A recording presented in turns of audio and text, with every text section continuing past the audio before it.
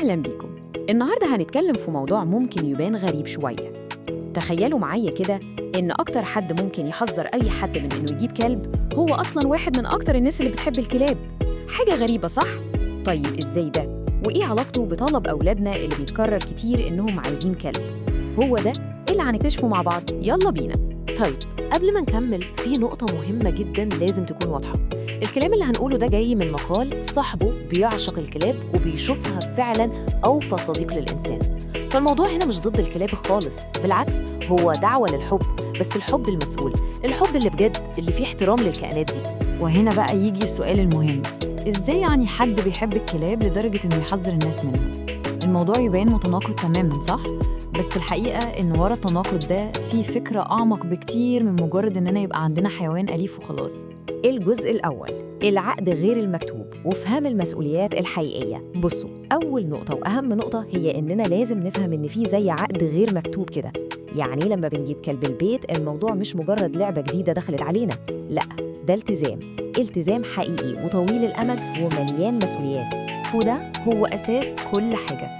لازم نفتكر دايماً إن الكلب ده مش لعبة بنجيبها ونسيبها، لأ، ده كائن حي، روح، عنده مشاعر زينا بالظبط، وعنده احتياجات وكمان حقوق علينا كأصحاب ليه، ولازم نتعامل معاه على الأساس ده، مش أي أساس تاني.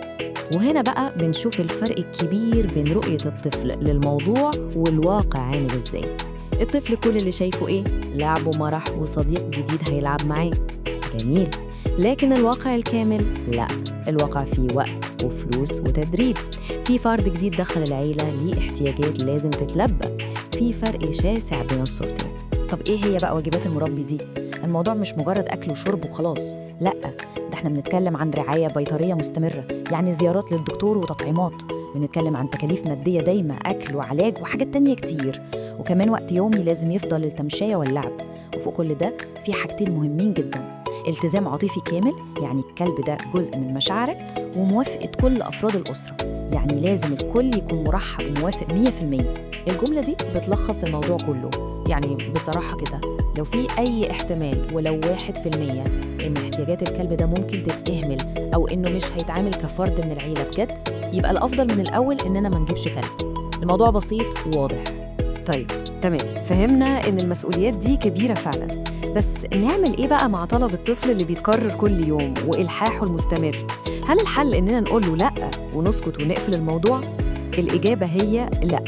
الجزء الثاني، التحقيق الحقيقي واكتشاف الليه اللي ورا الرغبة دي. وهنا بقى بتبدأ الفكرة الذكية. بدل ما يكون الحوار كله عن هنجيب كلب ولا لأ، إحنا محتاجين نغير السؤال تماماً. السؤال الصح هو ليه أصلاً الطفل عايز كلب؟ لازم نعمل تحقيق صغير كده ونفهم الدافع الحقيقي اللي ورا الطلب ده. يعني الحوار كله لازم يتحول، بدل ما يكون عن الكلب يكون عن الطفل نفسه وعن حل المشكلة الحقيقية بتاعته. ليه؟ لأن طلب الكلب ده غالباً بيبقى عامل زي قمة جبل الجليد، مجرد عرض للشيء أعمق.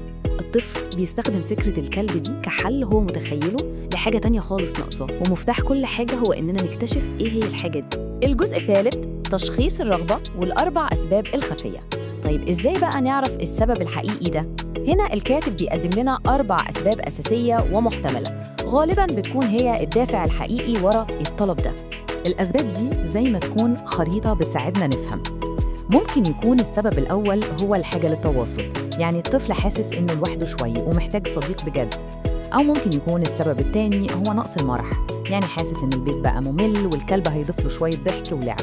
السبب الثالث ممكن يكون شعور بالضغط، يمكن في حاجة مضايقاه في المدرسة أو في أي حتة وشايف إن الكلب هيكون الحليف اللي هيقف جنبه. والسبب الرابع هو الرغبة في الإثارة، مجرد شعور بالملل والفراغ، والكلب بالنسبة له هيكون مغامرة وحاجة جديدة ومختلفة. لما نعرف أنهي واحد من دول هو السبب الحقيقي، هنا بس نقدر نلاقي الحل الصح. الجزء الرابع، الطريق البديل وإزاي نلاقي حل أقوى. وهنا بقى نوصل لأهم حتة في الموضوع كله. خلاص عرفنا السبب الحقيقي ورا الطلب، إيه بقى الخطوة الجاية؟ هنا بتيجي فكرة ممتازة جدا، وهي فكرة الحل الأقوى.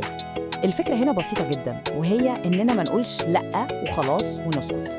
لأ، إحنا هنقدم بديل، بس مش أي بديل، بديل يكون أقوى وموجه مباشرة للاحتياج الحقيقي اللي اكتشفناه. يعني مثلا لو المشكلة هي الحاجة للتواصل، يبقى الحل الأقوى هو إننا نساعده يبني صداقات حقيقية أو يشترك في نشاط اجتماعي.